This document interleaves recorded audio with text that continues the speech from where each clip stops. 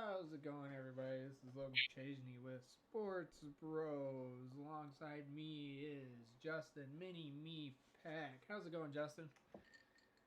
Going pretty good. How about you? I'm doing wonderful. It's been what, just over a week now since our last show. Just about, yeah, just over a week. Well, a lot's down in the world of sports with the NCAA um, winding down national championship in 2 days. Got NFL stuff going on. Got some pretty much mostly NCAA and NFL this week. But before we get to those topics, we got our typical week to week, letting everybody know how our week's been since the last time we've been live. And well, Justin, how's your week been? Been good.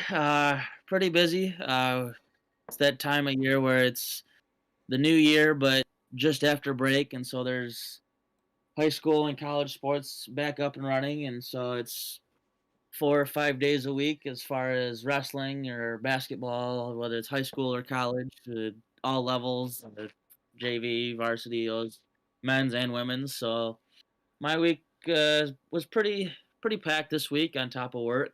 Didn't really get a whole lot of time off other than to sleep.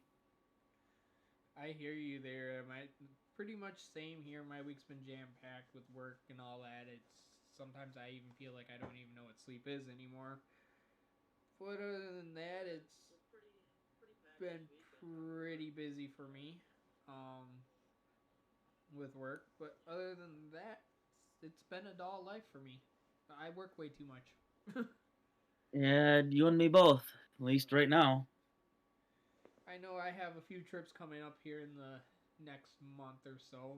You might be joining me for one of them. It all depends on what happens. But other than that, I mean, we might as well get right into it with guessing it's high school football is our first topic.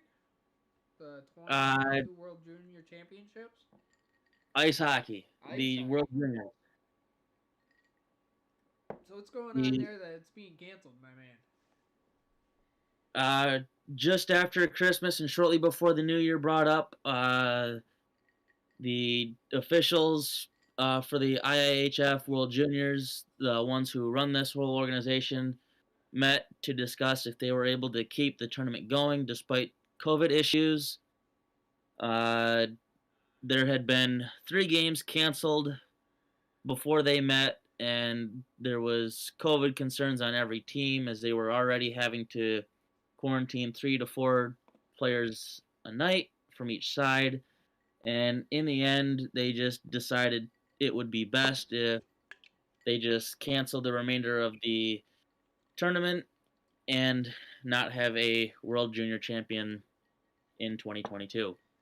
Well, I mean, I could totally agree with that. It's kind of hard to host a tournament when you're dealing with players being um, put in quarantine and all that. It's teams are gonna have a hard time putting a full team on the ice and all that. So yeah, I could see why they did that, and I could definitely accept that. Yeah, and it is heartbreaking for those kids. And one of the things that they don't have the value of is the taxi squad that the NHL just recently brought back. So my heart goes out to those kids that have worked real hard in their junior and high school and college careers to make it to the World Juniors. But unfortunately they got to wait another year. But they get to go back to where they were playing right away and do good for their respective teams. Well, yeah, exactly. And on top of that, I mean, yeah, there isn't going to be a championship this year, but maybe that'll just give them the drive to become even better. So when that opportunity comes back around, they have even a better chance of winning that title at the end of the tournament. Yeah, absolutely.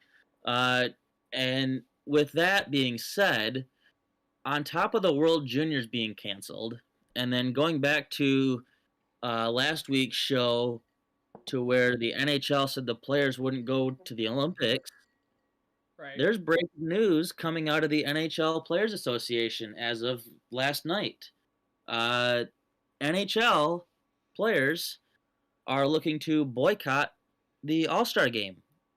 So we might not have an NHL All Star game this year I simply mean, because they are fed up with how they're being treated. The decision was made for them by Commissioner Gary Bettman, who everyone knows and loves in the NHL, and to not go to the Olympics. And as we discussed before, it's we believe, and so did the players because they spoke out, that it should be their own opinion. Let them risk their own safety and play for their respective home countries. well, exactly. I mean, they put their time, sweat, and tears into the NHL. They should be allowed to go represent their respective countries. I mean, what's the difference if they show up to an arena here stateside to play, or if they show up to an arena in a country to represent their country? What is it of the commissioners to let for him to decide for them what they can and cannot do? Right. And again, it's one of the things where I think the commissioner needs to learn just to keep his mouth shut and go with what the players want. Because in all reality, your job's not that hard. No, as long as it, as long as the players are able to hit the ice for the NHL, play for their respective teams that is part of the NHL, the NHL is making money. So, in hindsight, if it wasn't for those players, the NHL wouldn't exist. Right. And the fact that the NHL brings in even more revenue for sending those players to the Olympics and the All Star game is something completely different because as soon as you're named to those rosters, those jersey sales skyrocket. Well, yeah, Whether it's for the team that they're on currently for the NHL or even their own country's team. yeah. Like those jersey sales are through the roof. Well, yeah, and 9 times out of 10, the players that do go play for their respective countries, their NHL jerseys are definitely going to sell more because they're going to be a household name, not just in the U.S. but all over the world. And they're people from that country are going to want that jersey, not just to say they have the jersey, but they're going to want something if they're able to actually go watch in person to wear. Absolutely. You really don't go to a hockey game anymore in any arena without seeing almost every fan in a jersey of some way, shape, or form. Well, exactly. Rather, it's a their lower ranking team, kind of like the Griffins are to the Detroit Red Wings, or the actual team itself's jersey. They're wearing a somebody is wearing a jersey out there. I can't say everybody is wearing a jersey in the stands, but probably 95% of the people in those stands are wearing jerseys. Yeah, absolutely. You don't talk to a hockey fan and say, "Hey, what jersey don't you own?" It's more like it, or excuse me, "Hey, what jersey do you own?" It's which one don't you own? Well, exactly. I mean, I don't go to hockey games as much as I used to when I was in college, but I still own a Grand Rapids Old English D Griffins jersey. Yeah, and those are things you don't get rid of. You hold on to. Exactly. So for them to for him to make a decision for the players that they can't go, I think is a piss poor business decision. Not just a piss poor decision, but a piss poor business decision for the NHL as a whole. Oh, absolutely.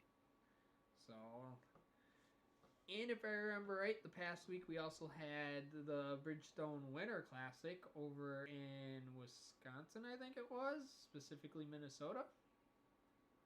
Yes, New Year's Day every year, the great tradition of the Bridgestone Winter Classic goes outdoors to a stadium or ballpark of some kind to take players back to their roots and where they first got it started. This year's game it was in Target Field in Minneapolis, Minnesota, where the Minnesota Twins play. And might I say, this game was for the ages. Well, from what I seen, it was a really good game. absolutely terrific game played between the St. Louis Blues and the Minnesota Wild, with the St. Louis Blues coming out with a 6-4 win.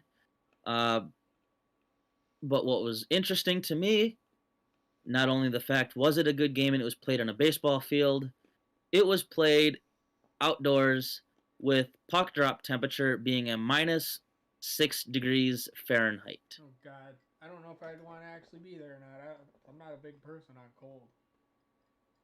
It was noticeably colder than the previous record holder, the first of the NHL's 33 modern outdoor games, when the Montreal Canadiens defeated the Edmonton Oilers 4-3 in the Heritage Classic at the Commonwealth Center Stadium in Edmonton back in November 22nd of 2003. Okay. That temperature was 0 degrees. Jeez. Yeah, And that's pretty every cold. ticket, yeah, it was really cold. Watching warm-ups, you could see the players' beards and mustaches frosted over. And there was a picture that I saw from a fan who was holding up his beer and he let it sit out for 5 minutes. He was not able to drink that beer after 5 minutes. It was frozen solid. Jeez, that's one expensive ice cube. It really is.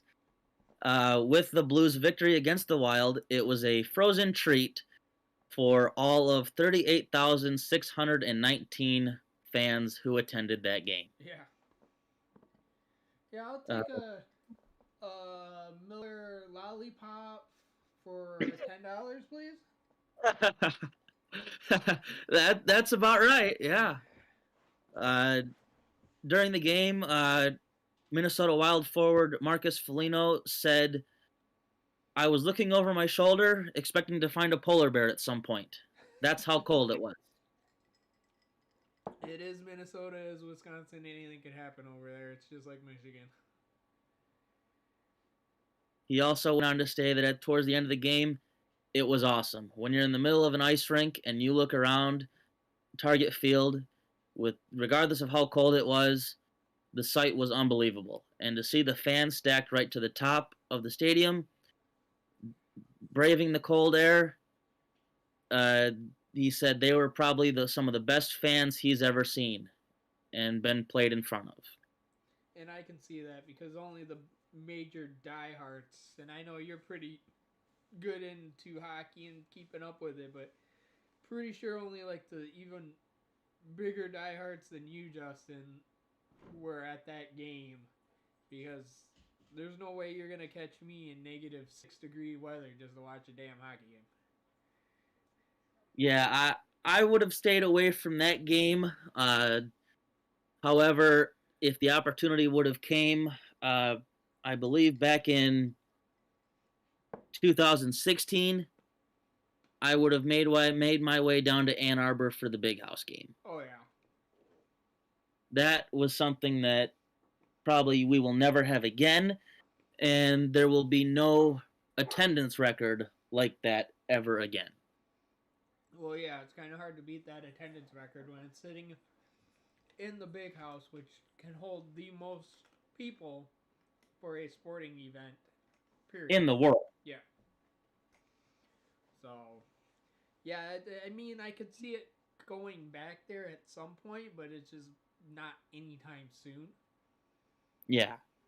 So, You're going to get a lot of, you're going to get the NHL to go everywhere they can once a year, or at least once, and then circle back around to different venues. well, exactly. And that's going to take a while because there's a ton of iconic venues and ballparks and arenas and anything you can think of. Hell, they played the game on the golf course last year. Yeah. Yep. So, with that being said, I mean, we don't have that much NHL news this week with football. The NFL getting ready to go into the playoffs.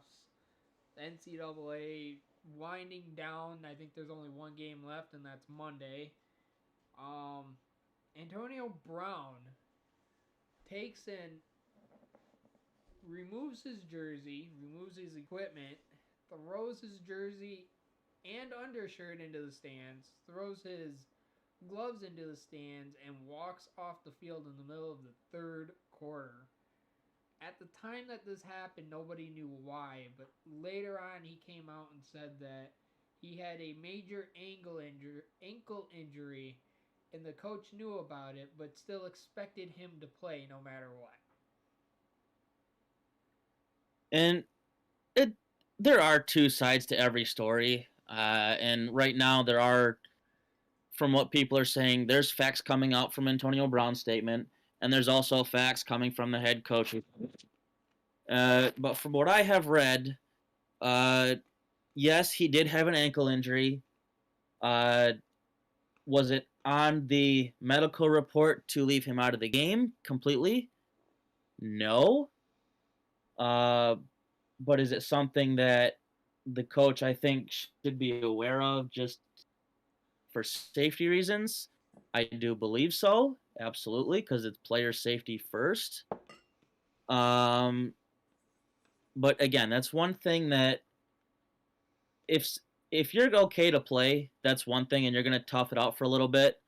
But if you start hurting and you don't tell anybody about it, you can't expect to be treated and have the coach be like, yeah, okay, go sit down for the rest of the game, and we'll take a look at it later. The fact that he didn't go to the training staff during the game and let the training staff know he was hurting and have the training staff talk to the head coach is where I think he was wrong, because his reaction said it all. Right. So, He knew he was hurt, but when he told the coach, he was like, well, no one's told me, so I expect you to go play. yeah. And then when he said no, the coach said, get out. And that's when his temper boiled over and he quit.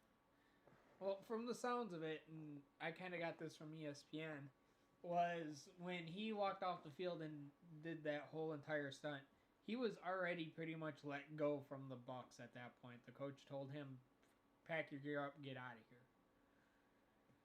Yeah, he did not attend the flight back home with the Buccaneers. He actually stayed in New York. Yep. I don't, no one, we don't have any information on where he stayed, but I can confirm that he was at the New York Knicks game the following night. Yep. He was sitting front and center courtside at the New York Knicks game. So he obviously doesn't care about football that much because if he cared about his career and everything, he would have been trying to get with another team. But instead, he stayed in New York and went to a basketball game. Yeah, and there could be some deeper issues that we don't know about. There have been he does have a history of mental health problems, and if that is the case, uh, I hope he's able to get through it and get back on a team and be the Antonio Brown that everyone knows he can be. Right. But this is something that I don't think the NFL will take very lightly, and he will have to work very hard to gain teams' trust again. Well, I was gonna say with him walking off the way he did, if I was an owner of a team, a coach of a team, or even a player that could possibly be a teammate of his in the future, I don't know if I could trust him to not do that again. Exactly. So, I mean, he may have blacklisted himself from playing in the NFL by pulling this stunt. So, on to the Dallas, Arizona, as you put it, Catch of the Year nomination. What's going on there? Yeah, this was probably one of the craziest plays I've ever seen. Uh, Dallas Cowboys cornerback Nashawn Wright hits Arizona Cardinals running back Jonathan Ward as he was trying to reach back to catch a pass when Arizona was attempting a fake punt during the first half of the football game in Texas.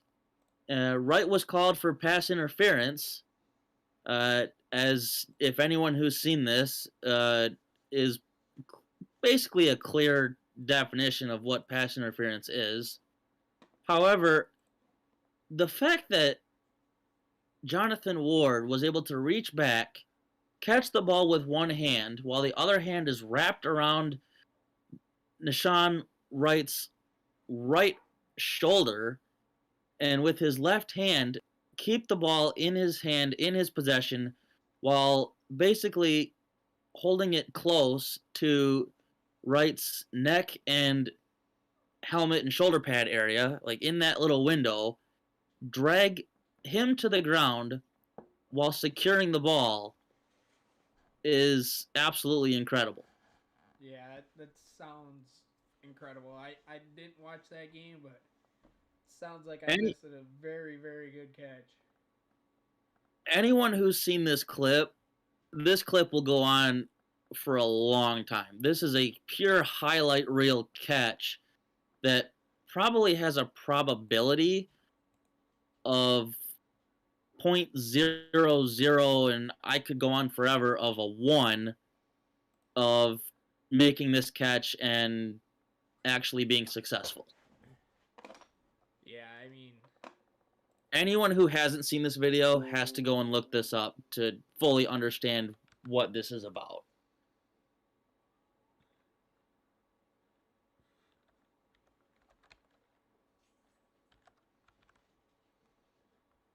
Yeah, I mean, it sounds amazing, so, like always.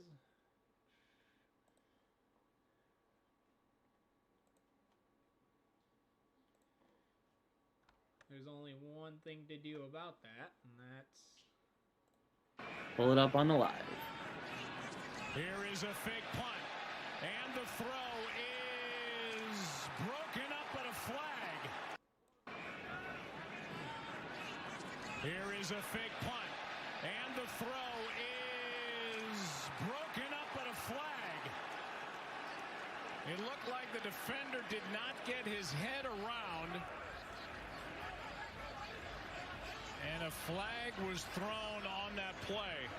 Chris Banjo threw it.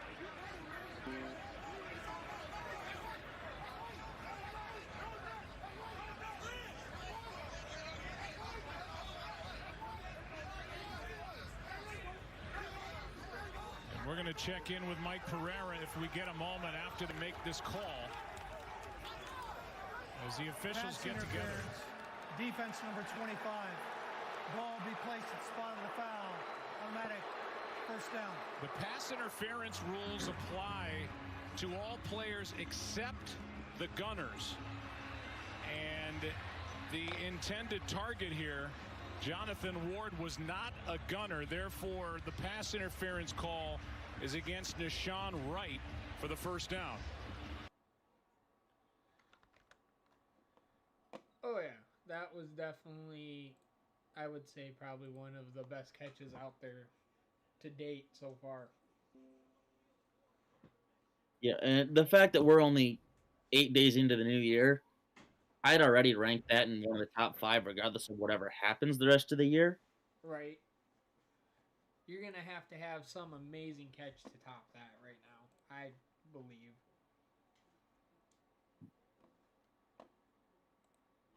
Absolutely, 100%.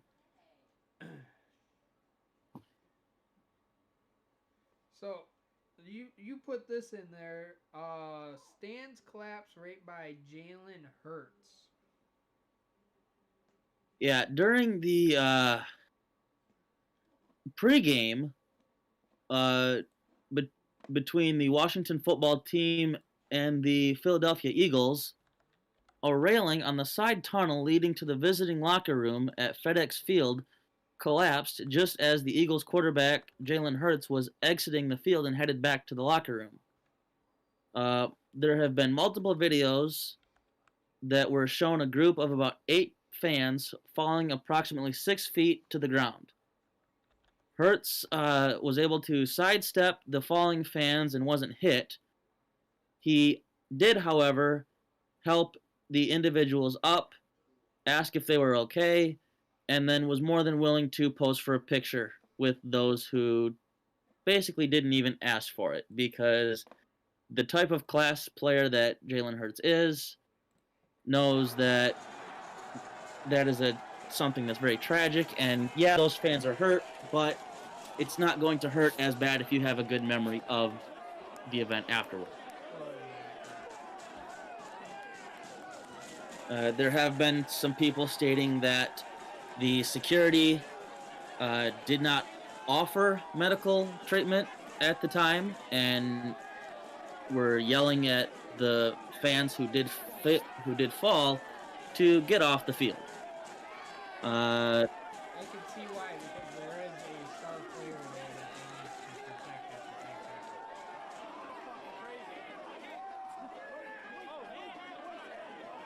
Now, my question is, would you rather try and protect the star player from the visiting team, or would you rather try and not get a lawsuit from 8 fans from your home stadium that you're currently working for? Well, I get that, but Eagles quarterback Jalen Hurts, along with a few Eagles fans, to do, and their number one priority as security is to protect the players on the field. Now, granted, because they didn't provide medical assistance to the fans or didn't ask right away, they may have overlooked the situation and looked at how the fans were reacting and assessed it from there, that they probably didn't need medical attention right away, so they went back to what their primary job was. Yeah, one of the ladies had said that she was the last person to fall. She has a bruise that runs from the top of her hip bone down to her knee, with bruises on both shins, and she was not able to get medical attention at FedEx Field, whereas she had to go right to the hospital in order to get medical care for her injuries. Well, yeah. After the game, for that matter. Right. Now, granted, they should have probably asked if anyone needed medical assistance, but that probably was not on their mind at the time because, like I said, there's still players on the field and they have to protect those. Those players are their number one priority at that time. That's why they're there.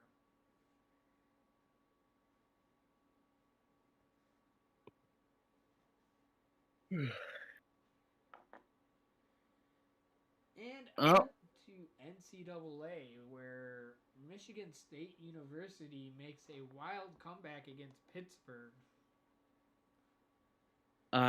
Yeah, a wild comeback, I think, would almost be an understatement, because the score at the end of 3 quarters was Pittsburgh 21, Michigan State 10, and Michigan State shut out Pitt in the 4th quarter while scoring 21 points of their own in the final 15 minutes of play to cap off a 31-21 victory.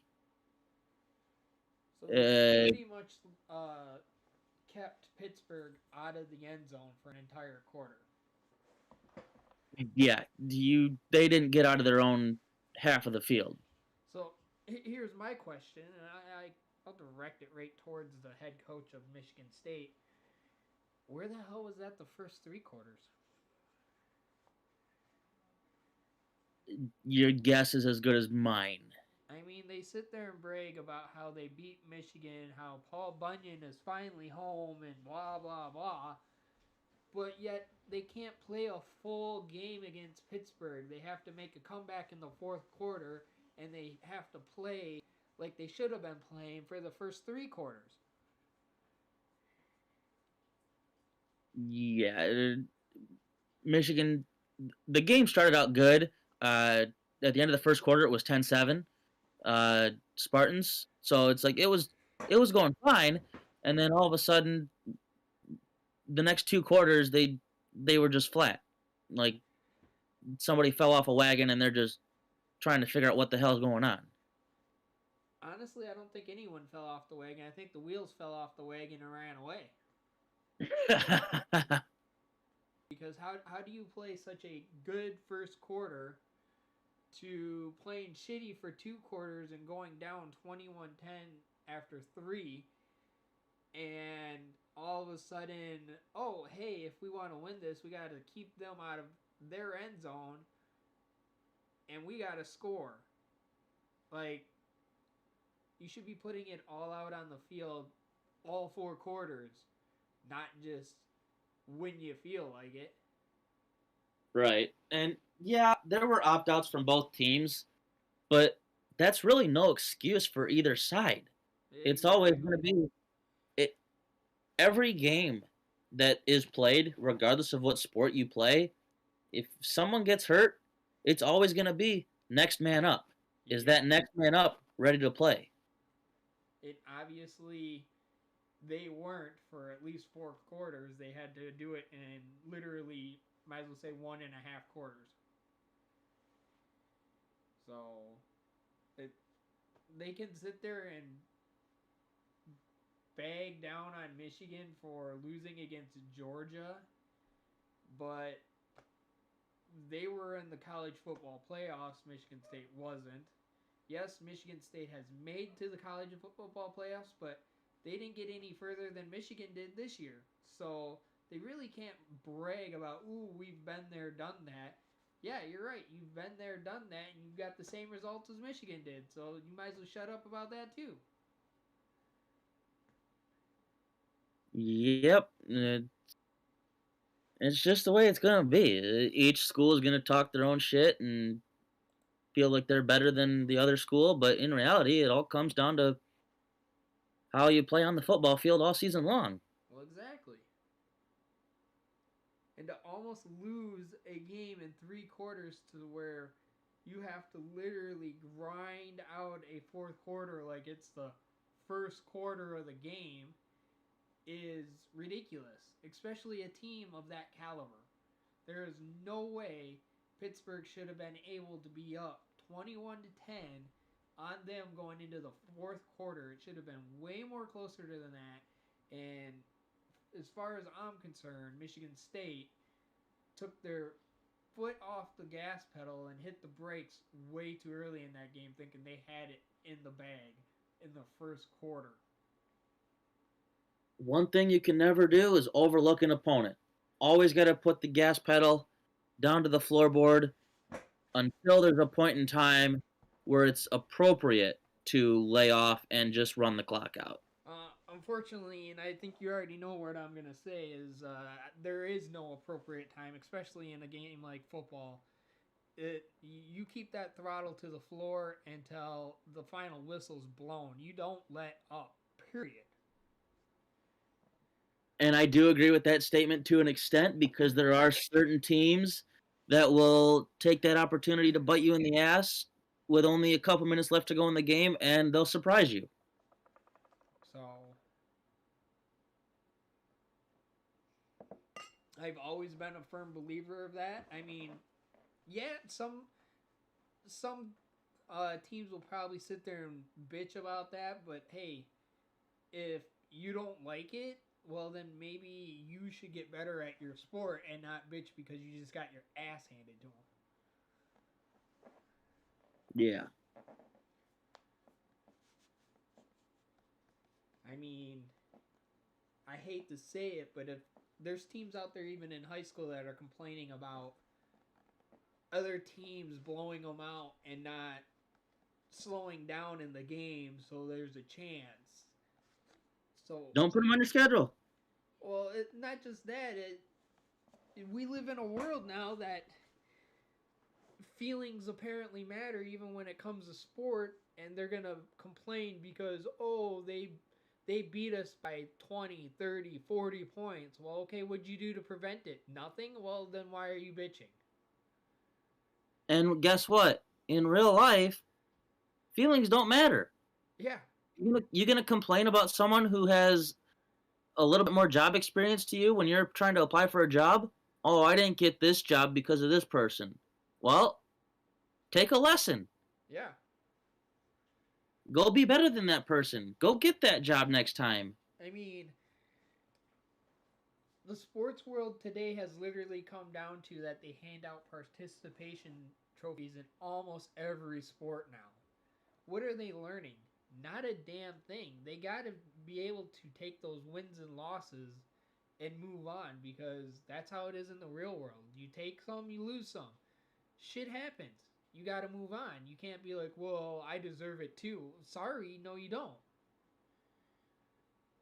You and I both know how that goes in both ways. Yeah.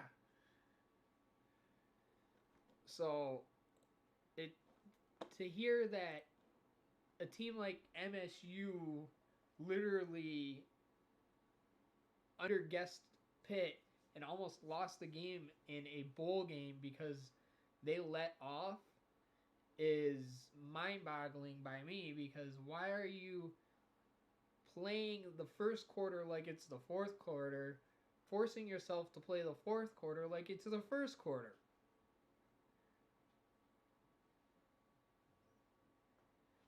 So, You're trying to get recruits to come to your program. It's like, you don't think bowl games matter to recruits? Of course they do. They want to play in bowl games too. well, But if you can't win in a bowl game, they don't want to come and play for you. well, and that's just it. I mean, I'm not a big Ohio State fan.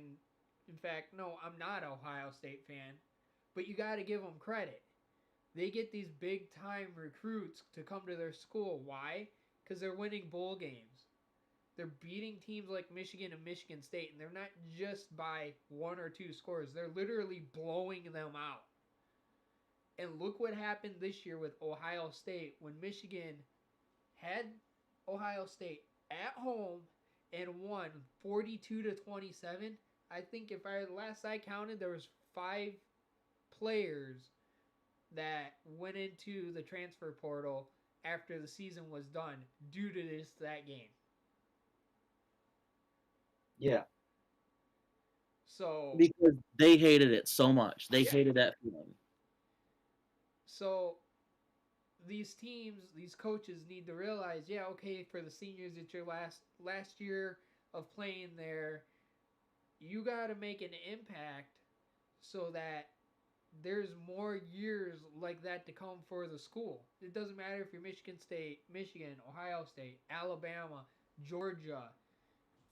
You got to make that impact so you put your school on everybody else's radar of possibly going there to play for them. You don't do that, you're doing your school no justice at all. You're only making the program worse. Exactly.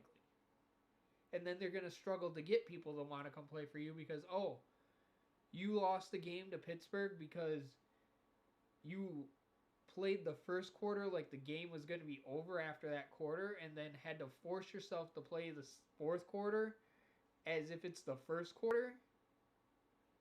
Not only does that show the team doesn't care, that shows that the coaching staff doesn't know how to do their job very well. And there's an easy solution about the coaching staff. And hands down, Michigan State has a very damn good program, a very damn good coaching staff. And to have a performance like that is embarrassing to the school itself. Yeah, you go out and get Mel Tucker and retains the majority of the coaching staff that Mark D'Antonio had. You're not going to lose a whole lot of football games if you do your jobs right and you get the recruits that you want.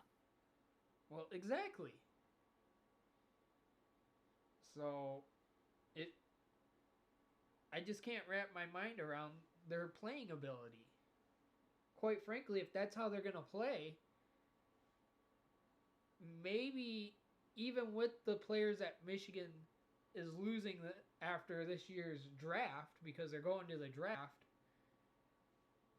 Paul Bunyan may end up back at U of M next season if they're going to play like they did against Pittsburgh. Yeah, it's a rivalry game, but that rivalry game is just like a bowl game. And if you're gonna play a bowl game like that, you might as well kiss Paul Bunyan goodbye. He's gonna be in Ann Arbor at the end of next season, plain and simple. And for a long time coming, if they don't change it. Well, exactly. They gotta create a culture over there that they want to be nose to the grind for all 4 quarters every game, no matter who's on the other side of the ball. I don't care if it's a Peasley ass team that's a D3 team or if it's a D1 national championship Alabama playing against you. You better nose to the grind all 4 quarters. When you walk off the field at the end of the day, are practically falling down because you put it all out on the field. If you're not doing that every game, every week, you're not doing your job. Whether you're the coach, you're up in the press box where you're helping call the plays, or you're a player on the field. You don't put 110% into that game, you're not playing the next game. That's exactly how I would be thinking as the coach.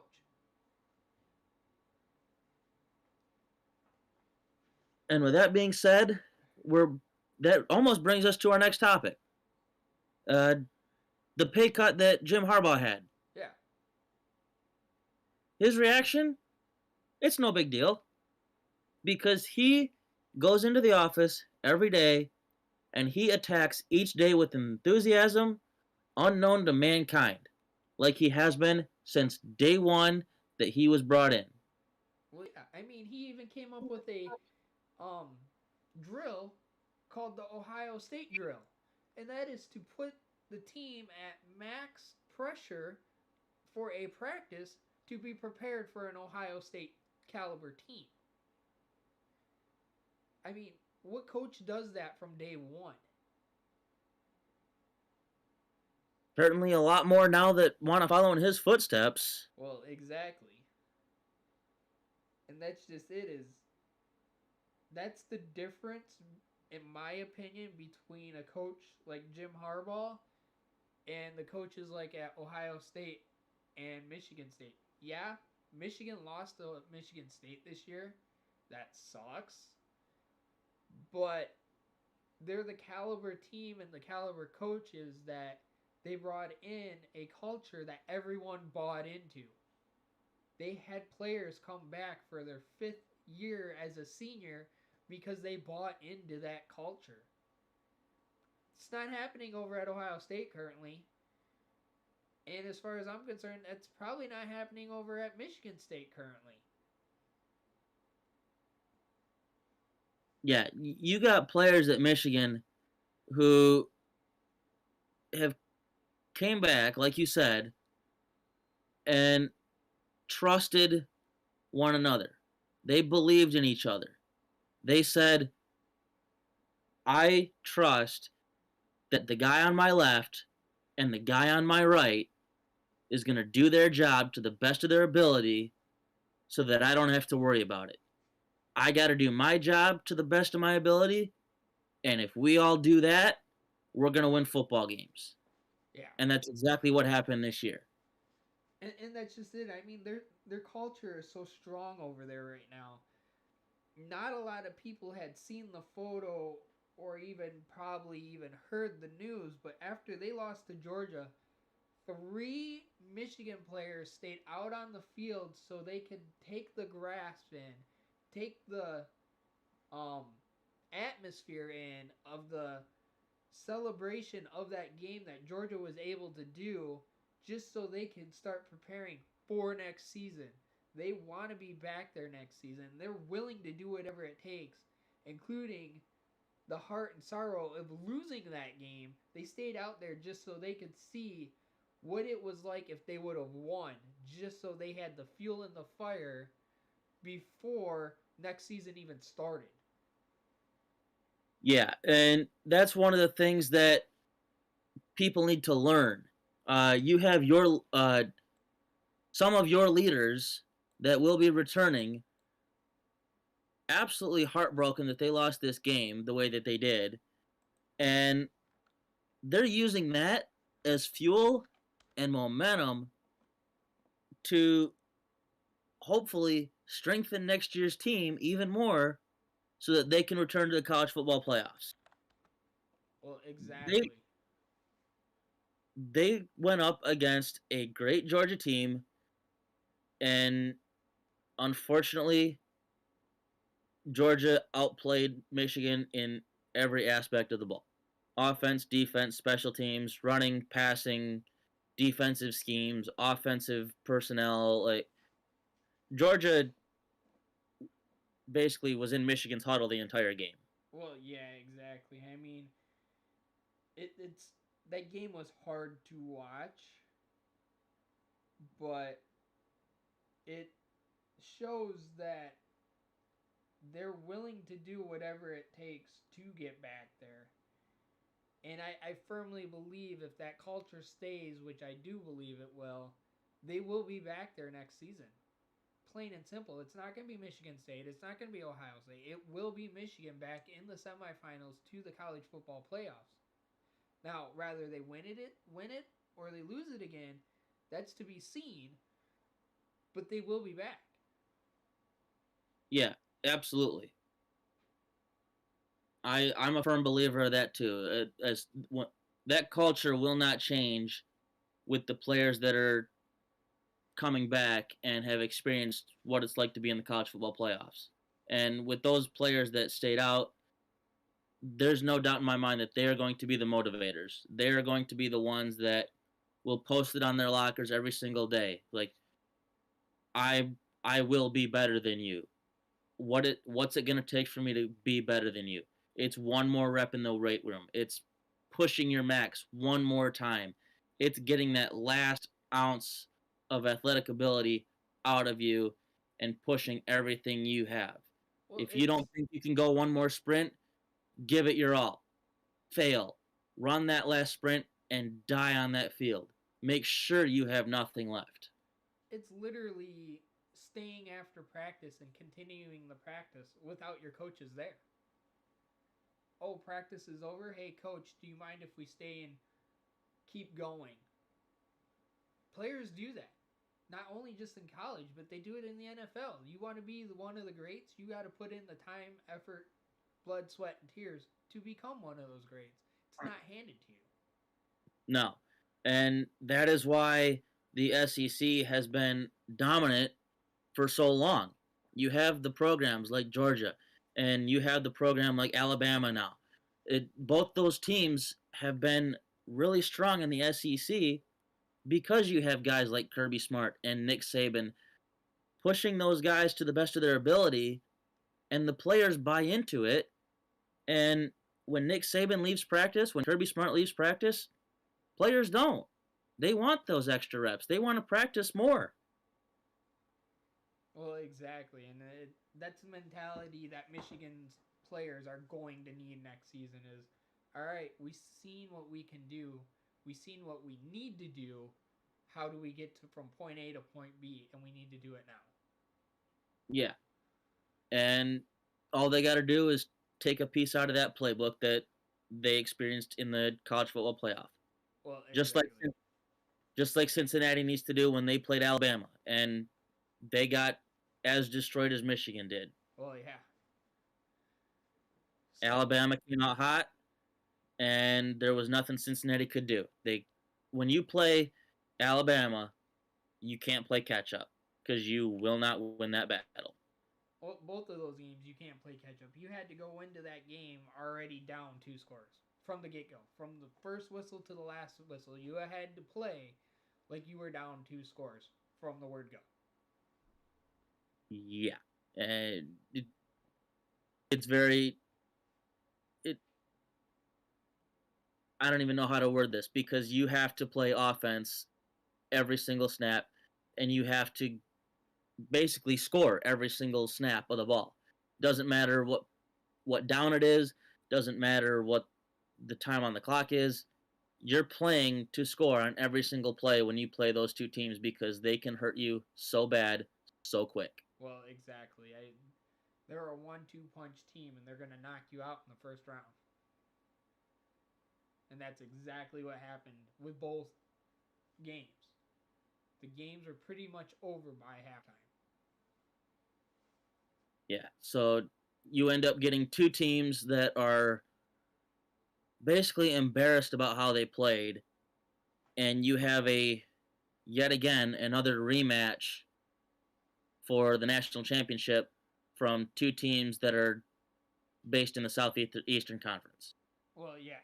Now, granted, my personal opinion is I don't think it should be two teams from the same conference in the national title. I think that should be fixed sooner than later. I I came up with the idea of maybe there's 10 conferences in the NCAA Division One football. 10 conferences. So I think the playoffs should be up to 20 team playoff, starting with the conference championship, and you got to win your conference championship to get into the next round. Plain and simple. I actually agree with that 100% because then you have 10 teams of each conference battle for the national championship. Exactly. Instead of having two SEC teams sitting in the national title, pretty much making the SEC the top dogs for a year. Like, what fairness is that to any other college out there that you have two SEC teams in the NCAA championship? The college football playoff format that is now has seen the SEC or ACC win almost every year, with the exception of Ohio State being the lone Big Ten champion that has won the national championship in that format. Yeah. Everybody else has been from the South. Yep. And you're right. That does need to be fixed really soon because I'm sure. Well, granted, nobody from the South is complaining because they're always winning. Exactly. But every other football fan and every other team is like, it's just unfair because you're not doing what needs to be done to make college football more exciting or watchable. Well, Because if you know that there's going to be two SEC teams in the championship every year, TV ratings are going to go down because they already know, oh, we're not going to watch the playoffs because there's no use to it. We already know who's going to win regardless of who plays because the Southeastern Conference is in both bowl games. Well, exactly. And it would be just like, and this is why it's not like this in the NFL. It'd be like the NFL allowing two NFC teams to go to the Super Bowl or two AFC teams to go to the Super Bowl. What is the point of having one a playoff to, at the end, the granddaddy of all, put an AFC team against a NFC team if they're going to come from the same conference? What is the point of that? Same thing for college football. You have 10 conferences. Make it fair right across the board that you have to win your conference to get into pretty much the college football playoffs. And if you lose your conference, sorry, try again next year. It shouldn't be, well, okay, they had this many wins, they had this strength of schedule. No, forget that. Once it comes down to the playoffs, schedule's out the window, strength of the schedule out the window, it comes down to your record, and if you're in your title game, you better win that title game to move on. Period. Have they considered that? Probably not. I don't know. Probably not. But I think that needs to be brought up because I'm sure a lot of people out there would actually agree with the statements that we just made. Conference champions make it to the playoffs, and that's how the playoff format should be. Yeah. So it's something that if somebody down the road sees this live stream, maybe should bring it to the NCAA's attention that, hey, there's a better way to do this. And I just heard probably one of the best ways of doing this you may want to consider. Because not only are they going to lose TV ratings, how many colleges are going to be like, well, who cares if I'm in the college football playoffs? I have an SEC team as my opponent, and unless if I go in there and beat them, chances of another SEC or ACC finals for the title are high. So Yeah, you're basically just gonna be like, yeah, I'll just opt out because we already know who's gonna be in a championship. well, exactly. Especially since from the get go, I feel they rigged it so that it would happen that way.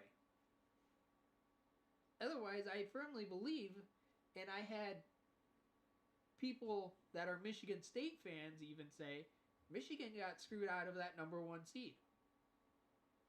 Absolutely, they did.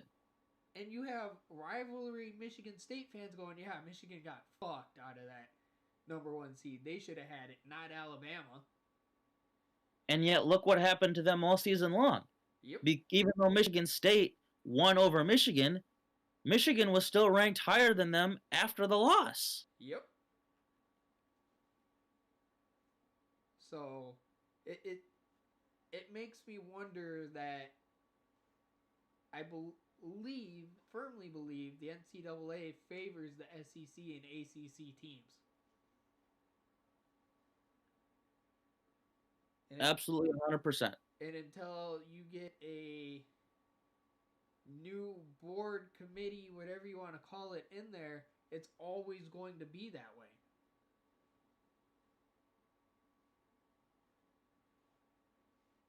It's not going to be made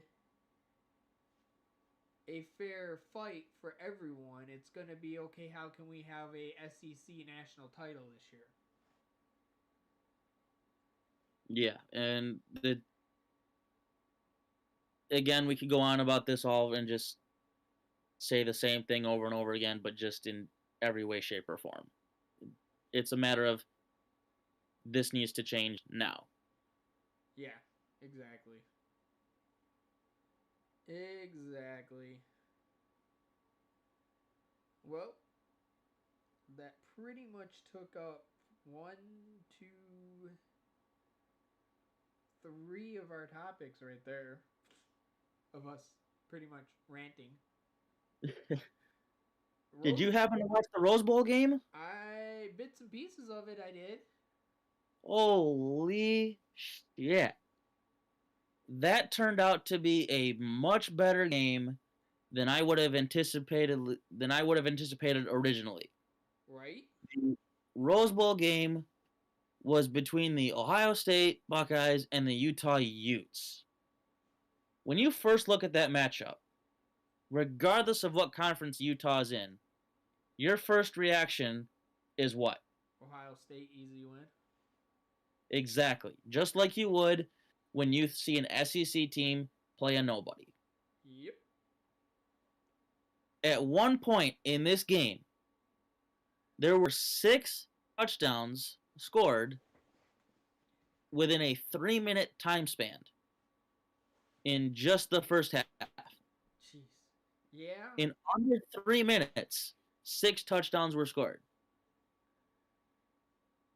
You know what that tells me of both teams, though?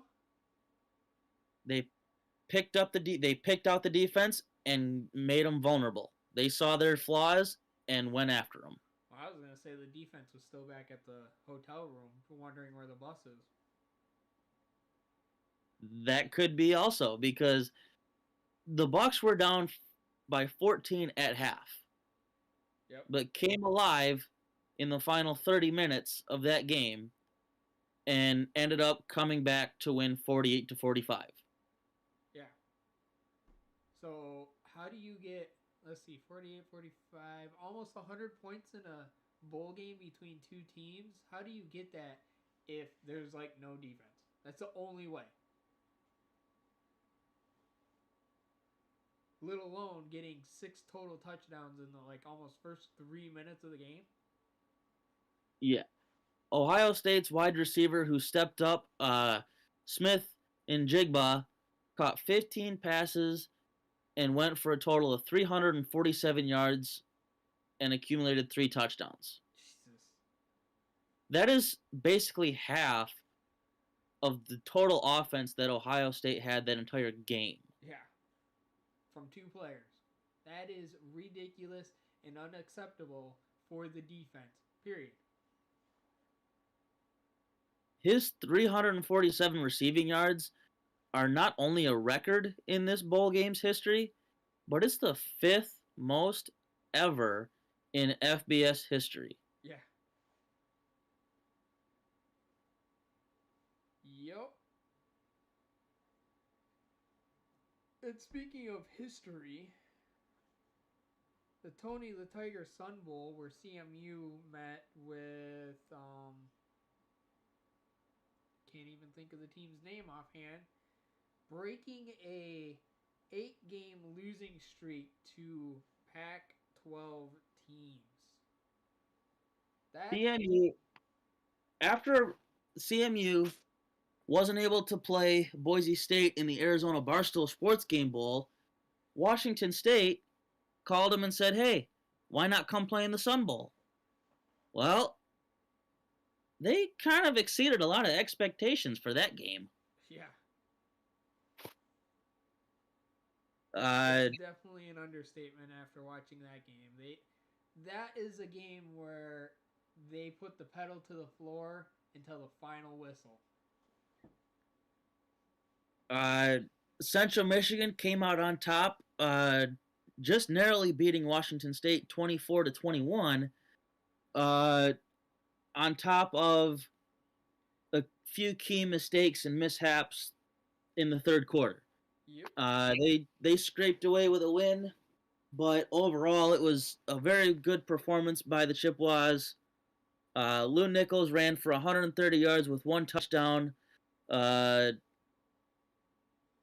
It ended their 5-game bowl losing streak with their 5th consecutive victory this season. So the Chippewas ended on a 5-game winning streak and ended their 5-game bowl losing streak that last saw the Chippewas play in the Little Caesars Bowl versus Western Kentucky back in 2012 when they came out and won 24-21 in that game.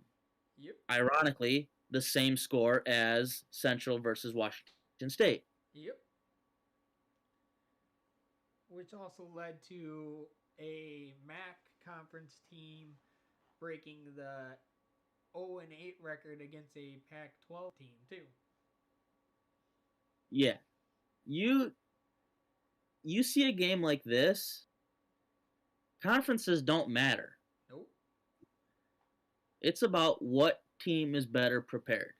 Well, now, especially with how this all went down and only had days to prepare instead of like the couple weeks that they had for the opponents that they were supposed to face in their respective bowls. Right. And when hearing and watching an interview that some of the coaches gave with the news media from both sides, they both said that with the couple days that they found out that they were going to be playing a different opponent, they didn't change anything in their game plan. They just went straight to practice as they normally would, and they made adjustments on the fly during this game. Yeah. So that also says a lot about the coaching staff from both sides and how quickly they can make adjustments in game to try and beat their opponent. Well, yeah, exactly. And that also shows how football smart they are too.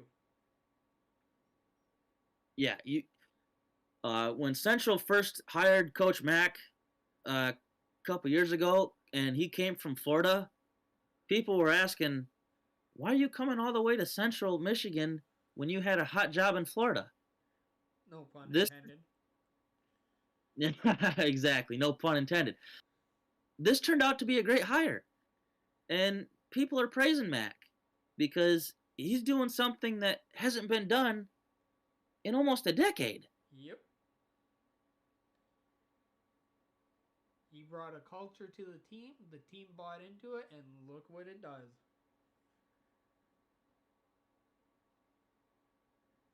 It brings home wins, big wins. So It doesn't matter what bowl game you play.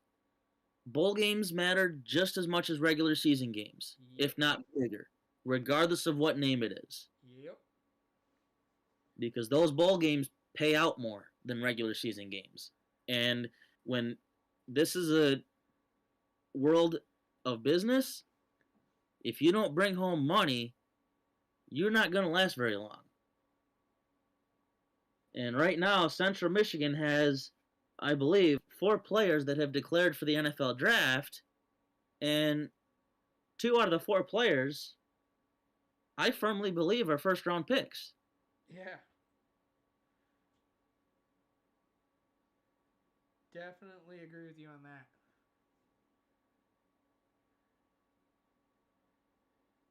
And you have a young team. You're bringing back so many people that are going to make your incoming freshmen, that group, stronger, and you're going to develop them how you want. And I firmly believe that if this keeps up, Central Michigan is going to have a lot of winning seasons in the years to come. Oh, I totally agree with that. With Coach Mack behind the reins. Yep. He is definitely... He was the key to what they needed to bring a culture for the players to buy into. It could have happened with a different coach there. We don't really know that. But he brought a culture that the team was willing to buy into and believe into.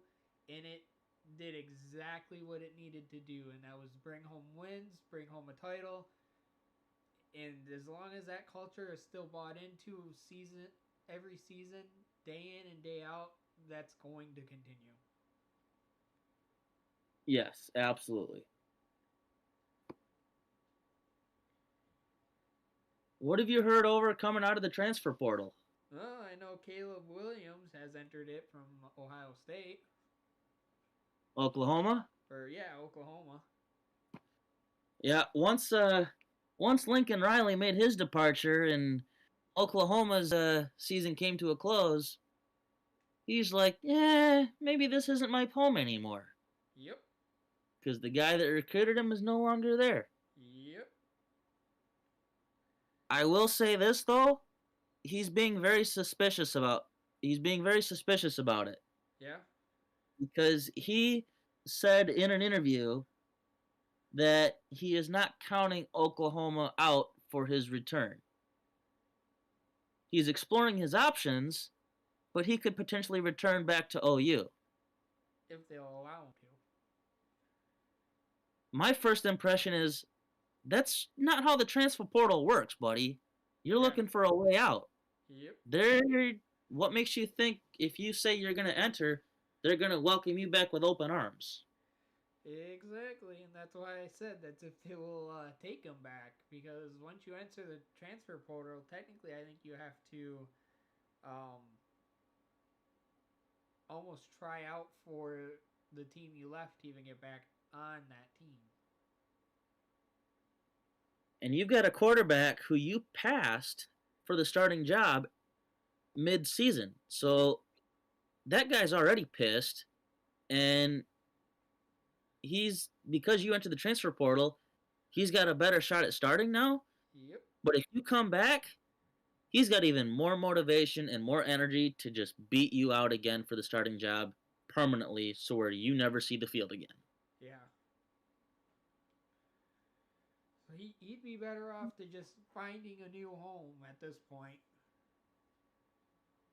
Yeah, and I think it'd be better for OU if he finds a new home, because there's definitely some sour faces over there that aren't too happy with him. Well, exactly. And speaking of sour faces, what did you think about that Notre Dame game where they started off amazingly and then took their foot off the gas pedal and said, we got this in the bag, and ended up losing? Again, you can't step off the gas pedal. Yep. Whatever conference you're playing doesn't matter. Yeah, any team can have a bad day at any time. And that's exactly what happened. Notre Dame was at halftime. It was 28-14. 2-touchdown lead. And Oklahoma State said, you know what? If you're going to lay off, we're going to press on. And my first instinct was throughout this game is, wow, Notre Dame's actually playing like they meant to be in the college football playoff. Not in the second half, they weren't. Yep.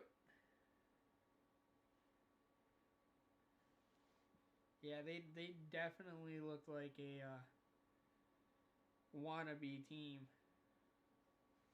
out there in that second half. They did not look like the Notre Dame of the first half at all. No. The win probability chart that I was looking at after this game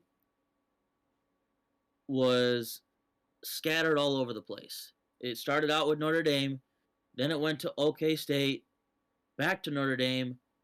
I mean, if you were to look at this chart, it looks like it would be your heart rate. Right. You had total yards. Oklahoma State was 605 to Notre Dame's 551 total yards. Both teams had 2 turnovers apiece. Time of possession. That's huge. Yeah. Oklahoma State had 29 minutes and 6 seconds of possession. Notre Dame had 30 minutes and 54 seconds of possession. Basically about even. You can't have that. Even. Hell no. Yeah, they definitely. I don't know what happened after halftime, but something major happened in that team's organization that caused them to lose their bowl game. And I'll tell you what, I was looking forward to watching Notre Dame get their first bowl win ever under Marcus Freeman, who could prove himself. Yep. Now, granted, this bowl game does not reflect Coach Freeman in whatsoever shape or form. It more reflects the works of Brian Kelly, who's now at LSU. Yeah. Because Coach Freeman, he's officially going into his first year being a head coach. Yep. This bowl game was basically mopping the floor with what mess Brian Kelly made. Yep. Yeah, I definitely would agree with you on that one. It will be interesting to see what happens for years to come with him at the reins over at Notre Dame. And if any of you have seen the reactions of the players, it's a good reaction. And I feel like that's, again, it's all about culture and believing in believing in this team. Yep. I do believe that the players are now bought in more and respect the culture more because he's in.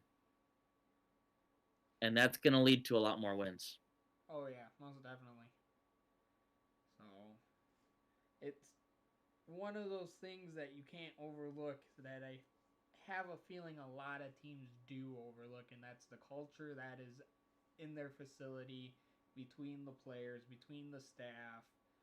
That all has to intermingle. They're pretty much your family for that entire season and beyond, because you're with them most of the time. Whether it's preseason, regular season, postseason, you're doing something as a group to keep that bond going. And if you don't buy into the culture, you don't have that bond between each other. Yeah, it's a brotherhood. Yep. You and I probably know that more than most of our listeners do because we're around it all the time. And we were a part, well, you were a part of it for so many years when you played in college. Yep. And I'm around it now working in college athletics. Well, yeah. In all sports that I'm around. Yep. Well, it's the same thing with like drag racing. It's the bond that is created between each other. You're there for the same purpose, the same reasons. You don't just show up because you don't want to be there. You're there because you want to be there. Right. And I've been to quite a few of those drag races where if there's a problem with anybody's car, you have racing teammates who you would face up against in a head-to-head matchup that are willing to help you out in any way they can off the strip. Oh, yeah. straight down to even letting you borrow parts. So it's one of those things that unless if you're in a sport, no matter the sport, you won't understand the whole culture thing because you pretty much have to experience it firsthand. Yeah. And if you don't can't just have that ability to experience it firsthand, rather going to a game and being able to, like I had the opportunity when we came to an Elma game, to be down on the field during pre-game, watching the pre-game stuff go on while you're on the field with them, or showing up to a race and being able to walk through the pits, rather it's an NHRA race, IHR race, or going to your local racetrack. If you don't have that experience or able to experience that, you don't know what it is to have the culture and be around a group of people that are willing to almost drop anything to help you out at the track or get you better on the field. It's one of those things you just can't understand by somebody telling it to you. You have to experience it firsthand. Yeah, you can't learn this by watching TV, watching a sporting event, any of it on TV, or hearing about it at all. This is something that you have to. This is an in-person type of learning and understanding. Yeah. You don't learn this. This is the type of stuff that you don't learn in school or in a textbook. You actually have to go out into the real world and physically learn it personally yourself. Yep. Or at least experience it. And I firmly believe everybody should experience it in person sometime in their life. Because a football team is just like a family. Yeah, you have your bad days between each other. There's days you want to knock the other guy's head off. But at the end of it, you have each other's back. Absolutely. So, it's just one of those things that nowadays people don't experience. Like I said earlier, it's almost like sports are trying to become where you have no winners. You show up, you get a trophy, and I firmly believe that's wrong. Because you won't have this type of connection anymore if you start handing out participation trophies. Well, exactly. You don't have players holding other players accountable so that they do get better. They know all they have to do is show up. Rather they win or lose, they're getting something out of it. They didn't have to earn it. And that's the wrong mindset. Exactly. And that gives the wrong culture too. Exactly. Because if you're not willing to earn it, then you're not willing to work as hard as the guy next to you. So if you're not willing to work as hard as the guy next to you, there's no culture there. You're not buying into anything except, well, I showed up, I deserve something. So, with that being said, I'm pretty sure that is everything for today. Yes. Unless if you want to add anything else, or we end up on another rant like we have been all day. That's good. First. Well, for our listeners, this isn't something new that just happens once in a while. Us going on about a random topic. This happens quite a bit, and this, if it doesn't happen at some point or another within a week or a couple times a month, something's wrong. Yeah, or our phones are dead, or we're busy at work. Yeah, so like this is the type of people that we are. We perfectly match each other, personality wise, attitude wise, sports wise. Like, this is why we have this show. So we do this and voice both of our opinions that are basically the same, and argue each other's point back and forth until there is no answer. Yeah, pretty much. And that's why, like, tonight, I'm pretty sure this is our longest show we've had since we've started. Now reaching an hour and 36 minutes. So, with that being said, as always, everyone, make sure to have a break and have a sport and have a wonderful evening.